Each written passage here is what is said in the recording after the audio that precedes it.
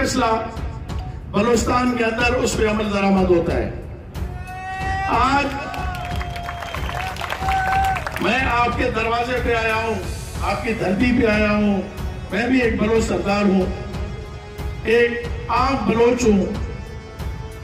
मैं ये एक मकसद लेके आया हूं कि अगर हमने सारी जिंदगी सिर्फ नारों के ऊपर अपना वोट देते रहे, उनको अपना लीडर बनाते रहे, उनको अपना हुक्मरान बनाते रहे, खुदारा एक दिन उनसे पूछो तो सही कि भाई इससे पहले भी तो तुम इख्तियार में रहे हो, हमने तुम्हें वोट देके, तुम्हें इज्जत देके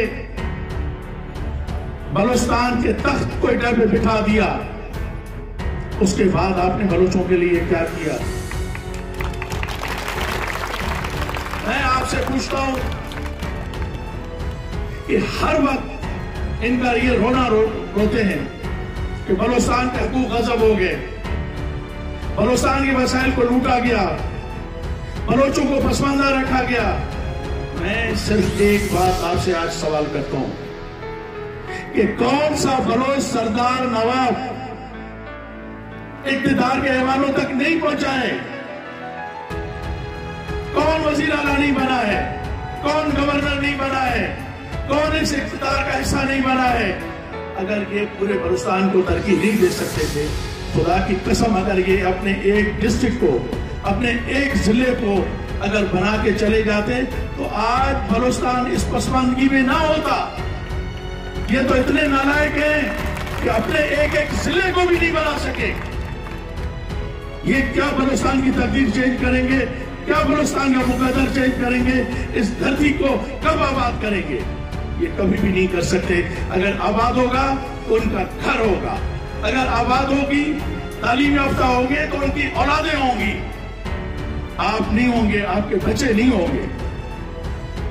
मैं आपसे ये सवाल करने आया हूं, मैं एक सवाल लेकर आपकी खिदमत में हाजिर हुआ हूं कि क्या सारी जिंदगी आप नारों पे जीते रहेंगे? बलूचिस्तान को अल्लाह ने बहुत वसाइल दिए, मगर इन हमारे जैसे, मेरे जैसे, मैं किसी और को कुछ नहीं कहूंगा, मेरे भाई ने कोई जज्बाती तकरीर की, कभी सेनेटर, कभी एमएलए, मैं उनका भी नाम नहीं लेता, मगर मैं उसका कसूरवार उनको नहीं कहता जो इख्तियार में बैठे हैं। उसके कसूरवार आप बलोच अवाम हैं। अगर आप सोच समझ के अपने मुंतखब नुमाइंदे करते, अपने सही लोगों को भेजते, ईमानदार लोगों को असेंबली में भेजते, तो बलूचिस्तान का आज ये हाल ना होता जो आज है।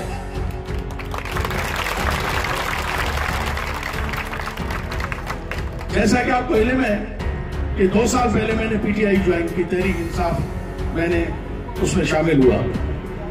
आपको इल्म है, मैं भी जानता हूं, आप भी जानते हैं कि मैंने 7 साल मुस्लिम लीग को छोड़ के इंतजार किया तो कोई जमायत ऐसी नहीं थी बलूचिस्तान की, मरकजी या सूबाई, जो 6-6 दफा मेरे घर पे नहीं आए, मुझे दावत नहीं दी। मगर मैंने इसलिए पीटीआई में शामिल हुआ कि मैंने उसकी बलूचिस्तान से जो इब्तिदा करनी है, पहली ईंट मैंने रखनी है और उसका इंतखाब मैंने करना है। मुझे पता था कि ये बहुत मुश्किल मरहला होगा कि ऐसी सियासी जमात जिसका बलूचिस्तान में वजूद ही नहीं हो, उसको मैं उस हद तक लाऊं कि मैं उसको असेंबलियों में पहुंचाऊं और उस असेंबलियों के अंदर हम इलेक्शन जीत के आए और अपनी हुकूमत बनाएं और बलूचिस्तान के लिए जो हमारा मकसद था, हमारी जिंदगी का मेरा मकसद है, मैं उसको पूरा कर सकूं। बहुत मुश्किल मरहला है, मगर याद रखना, वो कभी भी आपका लीडर नहीं बन सकता, वो आपका रहनुमा नहीं बन सकता, आपका सरदार नहीं बन सकता, आपका लीडर नहीं बन सकता जब तक मुश्किल मरहलों को वो तय नहीं करता, वो चैलेंजों को कबूल नहीं करता।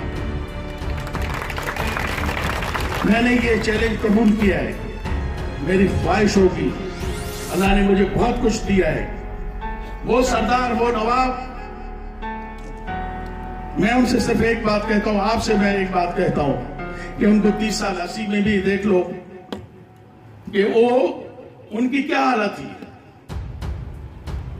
30 साल में कौन सा इनकलाब आया कि वो जिनके पास मेरी तरह सफेद पोश थे आज अरबपति और खरबपति बन गए। वो उनका पैसा नहीं है, वो उनकी बाप